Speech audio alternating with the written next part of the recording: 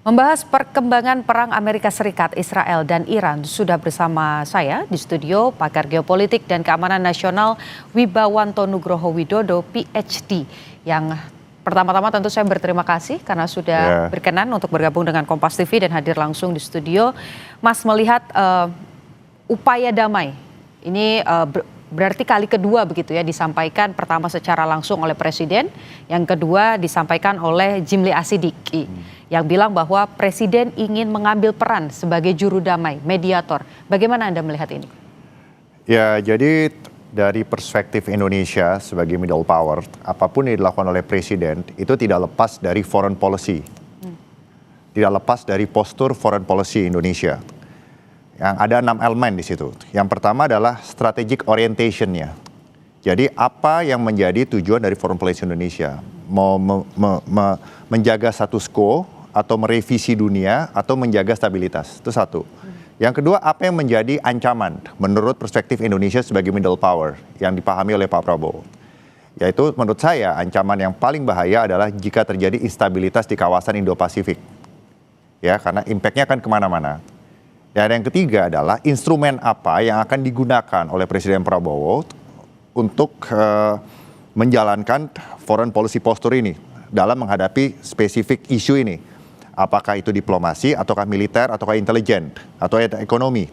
Nah, kelihatannya yang dikedepankan adalah diplomasi, walaupun militer disiapkan untuk menjadi pasukan yang akan forcing the peace di wilayah Gaza, dan juga di wilayah Iran, ya, Gaza, dan negosiasinya dilakukan di Iran, maaf ya. Dan atau diplomasi ekonomi yang harus dimainkan untuk mengamankan jalur energi itu ya.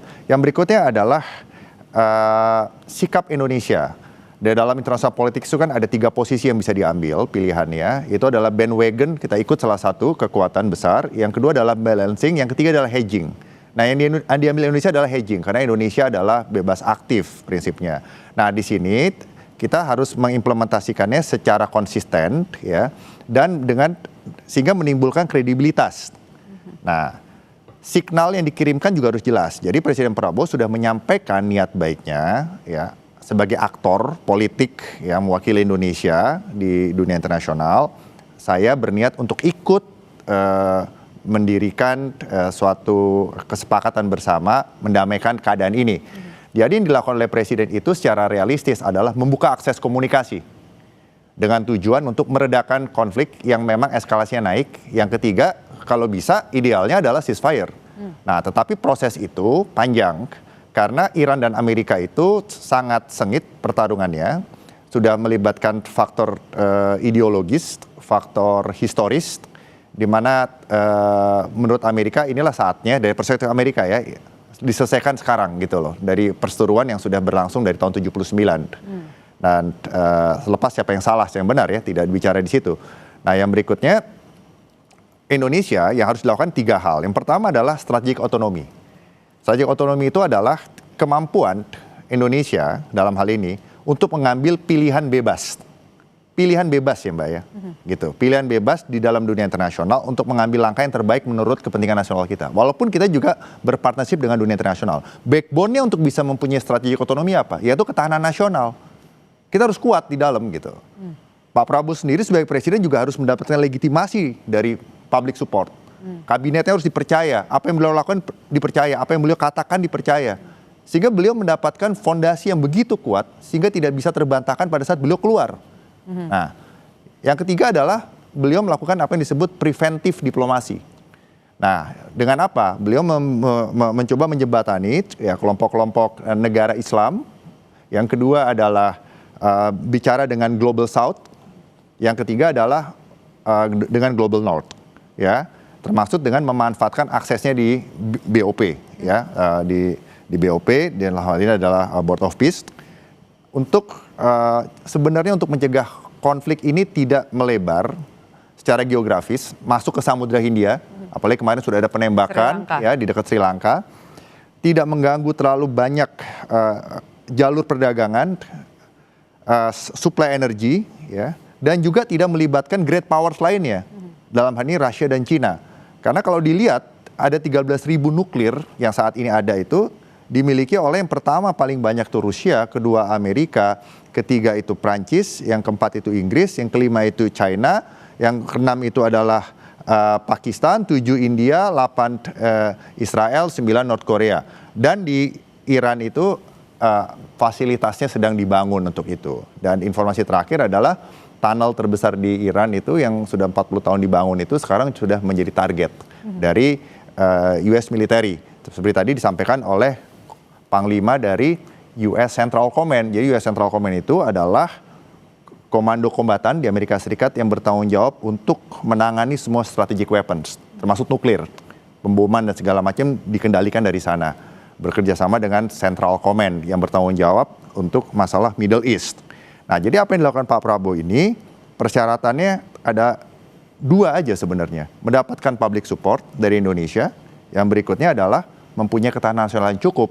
Sebenarnya yang diprotek oleh Presiden itu harusnya adalah kepentingan nasional. Dan Pak Prabowo saya yakin melakukan ini juga untuk memprotek kepentingan nasional jika terjadi sesuatu. Yang paling bahaya itu adalah sektor energi. Selain instabilitas kawasan, ya, karena itu akan memunculkan juga yang namanya perang opini, akan terjadi juga radikalisasi yang menyebar kemana-mana, isu yang liar, ya, sehingga perang proksi di mana-mana karena great power sudah terlibat. Dan ini sebenarnya kalau kita lihat tidak lepas dari apa yang selalu saya sampaikan dari abad 15 sampai abad 20, persaingan antara ruling dan juga rising power itu dari 20 itu hanya 25% yang tidak berakhir perang gitu. Yang 75% berakhir perang terbuka, ya. Jadi selama itu belum terjadi perang terbuka, yang terjadi adalah irregular competition. Ya, perang seperti api dalam sekam di dalam international politik, dan lama-lama itu akan mengarah kepada naked warfare gitu. Nah, yang terjadi sekarang ini fakta menunjukkan bahwa anggaran militer di dunia adalah yang terbesar sejak era Perang Dingin, 2,7 triliun US dollar, ya. Jadi ini paling besar. Ini bukti bahwa akhirnya permasalahan-permasalahan yang dulu diharapkan, ya, bisa diselesaikan dengan cara-cara yang liberalis based, institutionalis based, dan juga konstruktivis based. Akhirnya kembali lagi kepada realis based gitu. Dimana tadi Presiden Trump mengatakan jika Iran menyerah, jika rejimnya ganti, jika militer sekarang menyerah, saya akan bangun lagi. Berarti apa? Berarti kembali lagi kepada order baru, menggunakan pendekatan liberal, pendekatan institusionalisme baru, dan pendekatan konstruktivis baru. Jadi ini sebenarnya dalam siklus politik internasional, dalam sejarah peradaban manusia, ini merupakan siklus yang namanya rekonstruksi sistem global.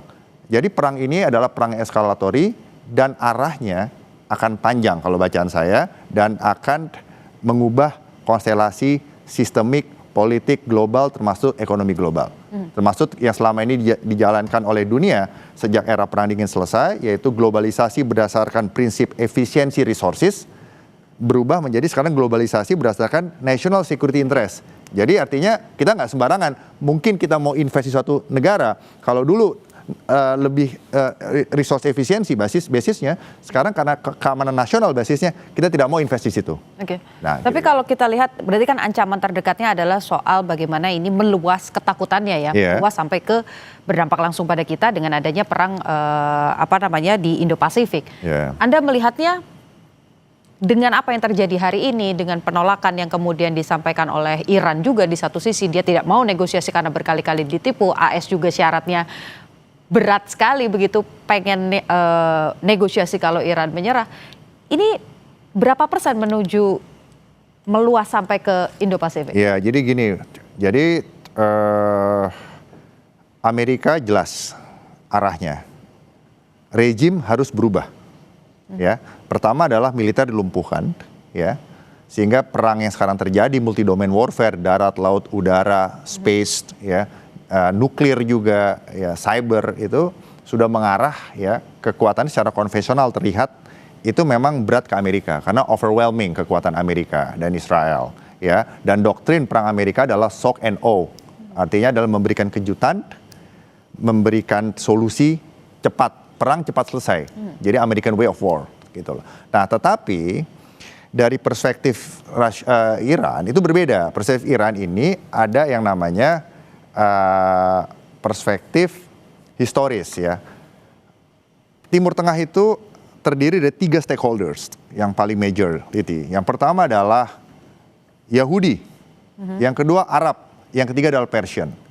Dan bangsa Persian itu, ya, yang dulu pernah ada, yang namanya rajanya Cyrus the Great atau Kores Agung, yang keturunannya Darius Agung itu adalah bangsa yang kuat. Jadi superpower ini kalau dirunut itu ada namanya Assyria kuno, Egypt kuno, Babilonia kuno, Persian zamannya Darius, terus Greece ya Alexander Agung, Makedonia dan Roman Empire sampai Ottoman Empire dan American, dan yang Iran ini menempati wilayahnya Persian dulu. Tapi semangatnya besar. Mereka juga mempunyai mentality yang kuat. Sehingga walaupun militarily mereka kalah, mereka masih mempunyai kekuatan proksi lainnya. Misalnya Hizbullah, misalnya milisi di Irak, misalnya di Yaman. Artinya dengan dua sudut pandang yang berbeda itu, perang ini mungkin akan berlangsung lama? Mungkin berlangsung lama.